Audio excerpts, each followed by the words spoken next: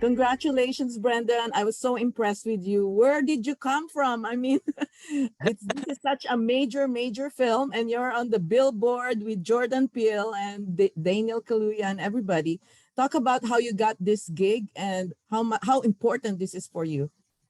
Janet, first off, I want to thank you for having me. Thank you so much. Say hi to my little friends here. You know, I got these little aliens with me just to set the theme off. Here we are. But yeah, how I got the role is I sent in a self-tape audition. And, you know, we do a lot of these things as actors nowadays, especially after the pandemic. A lot of it's just film it at home. And I'm at home right now, and I filmed it in this little room over there. And I was with my friend who's an actor as well, Chicken Kemude, and we conjured up a plan to attack this audition tape and sent it in the verse of the unknown. And luckily I got a call back on a Zoom call with Jordan, and I read for him. And I got a Zoom call improv session with Jordan. Improv session, I say, because he lied. It was not an improv session. He offered me the role on Zoom, and I cried so much, and Jordan cried as well. And that footage is actually somewhere. You know how we're recording on Zoom right now? They recorded that footage somewhere. So I'd like to see it. I'd like to cry some more. And how was it working with Daniel Kaluuya, Kiki Palmer, and Steven Yeun? That's the first time for you. Your first major film, right?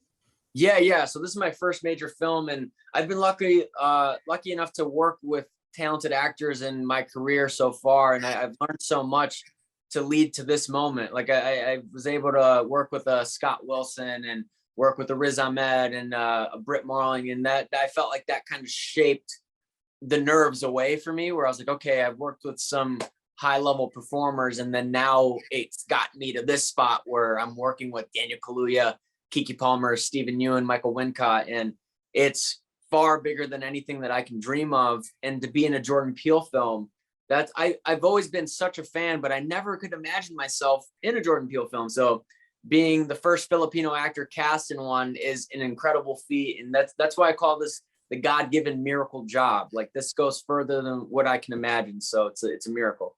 What did you learn from working with Jordan Peele? So I learned from Jordan that you can be so collaborative, even while being the director who's spearheading the story and who's navigating all of the actors. You can be so collaborative as long as there's trust. And that's something I've been lucky to have in my career as well. I did a show before, and I remember the director said, I trust the actors more with the character than I trust myself with the character. And that meant so much to me, that there was this much trust. And I remember Jordan said the same thing. He's like, I trust my actors with the characters more than I trust myself with them. And that is a key ingredient that I've learned throughout my career. And Jordan's taught me that. And also, yeah, just his spontaneity as well. It all doesn't have to be so one way. He's down to switch things up, and he's so good at improvising in that setting. And I respect that so much. And yeah, he's surprised me. He's surprised me with just giving me more to do on the day. And I would never expect that, you know, especially for how detailed he is. He's such a detailed director, and his films are so detailed, but he's also so free.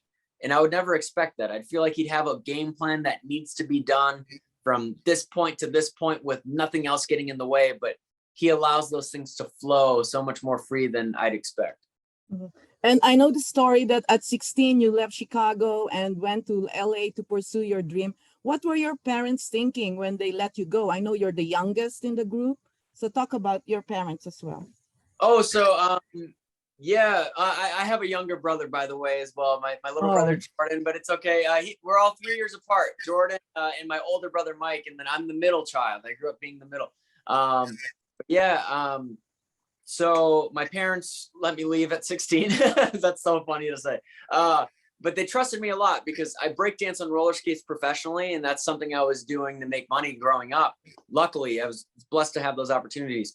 And I was traveling the US a lot, and I was going to roller rinks, doing shows. So 14 to 16, I was on the road 40 weeks out of each year.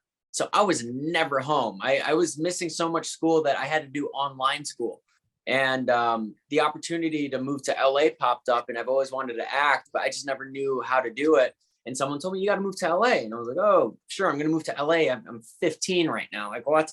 And when I turned 16, an opportunity popped up where a skater that was on the same company as mine, he said, "Hey, a room's opening up in my apartment. I need you to take it if you want it, like now." And I was like, "Okay, I'll take it." So then I left to go to California, and I've been here ever since. So very blessed, and I'm so grateful that my parents trusted me, and it's working out. Thank God. So your mom is Filipina and your father is Puerto Rican. How is it growing up in a multicultural family? It's great. I feel like I get multiple sides. I wish that my parents taught me Tagalog or Spanish. I speak only English. I'm very Americanized. I want to cry about it. That's one thing I'm so insecure about. I'm like, oh, I wish I spoke more. I only know bad words in both languages. Why do y'all only teach me bad words? So, but yeah, it's just so good to, yeah, just be cultured in that sense, though, just growing up. And I just appreciate life so much. They really made me appreciate life, and the way that they raised me makes me appreciate being in Los Angeles and to appreciate what I'm doing. So it's very But of great. course, you ate Filipino food in the house. Of course I ate Filipino food. Well, there's adobo right now in my fridge. I keep it strapped. I keep it close. So have you ever been to the Philippines? I've never been to the Philippines. I need to go. Can we start a riot to get me to go? Pinoy Pride, a tour.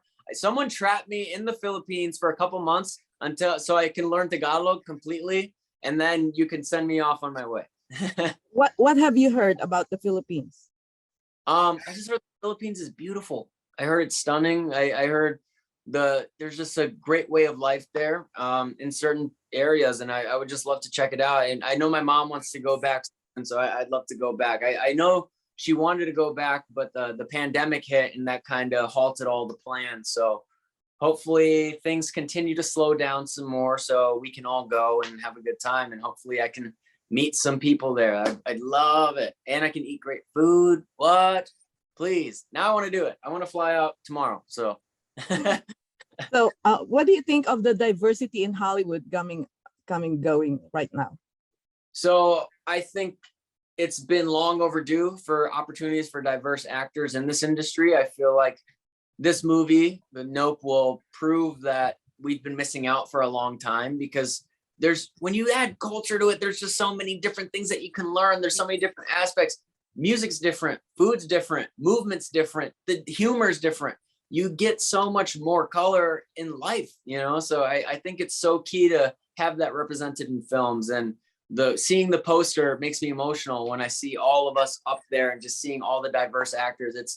It's a privilege to be up there, and I think it's just long overdue. And I hope that there's more opportunities for diverse actors, Filipino actors in Hollywood. I think it's so important. I think it's key, and I think everyone deserves that representation, honestly.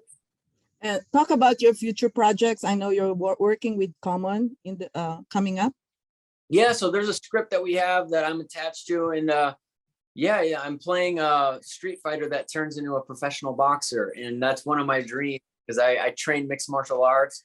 I train boxing, Muay Thai, and I grew up around combat my whole life because my dad would sneak me into rated R movies where there's fighting scenes, and I was a kid. So I grew up watching all that stuff. So I hope we can get this film done to the best of its abilities, and that's kind of a gift and homage to my pops. That'd be an awesome gift for him to watch that type of movie. And so you're a jam skater, you're a mountain climber, you're a dancer, you're everything. Yeah. So, what other sports do you do? Okay, so yep, I break dance. I break dance on roller skates. I started rock climbing a year and a half ago, and I'm obsessed currently. I grew up doing gymnastics. I BMX bike. I BMX bike. I used to skateboard. I still skateboard here and there, but not. I gotta stay safe. I gotta stay safe for this. I love snowboarding. I just love anything active, anything with wheels or anything utilizing my instrument, my body. I love it. But now that this acting thing's actually kind of going well, everyone's like, please be careful. Please be careful. Do not get hurt. I'm like, guys, I'll be fine. I promise. I promise. Well, thank you very much. Congratulations on your career and good luck. Janet, thank you so much for your time. Truly. Thank you. And message me about Filipino words. Yes, please, please, please. I need it. I need it all. I need all the information I can get. Thank Thank you. you so much. Bye. Bye-bye.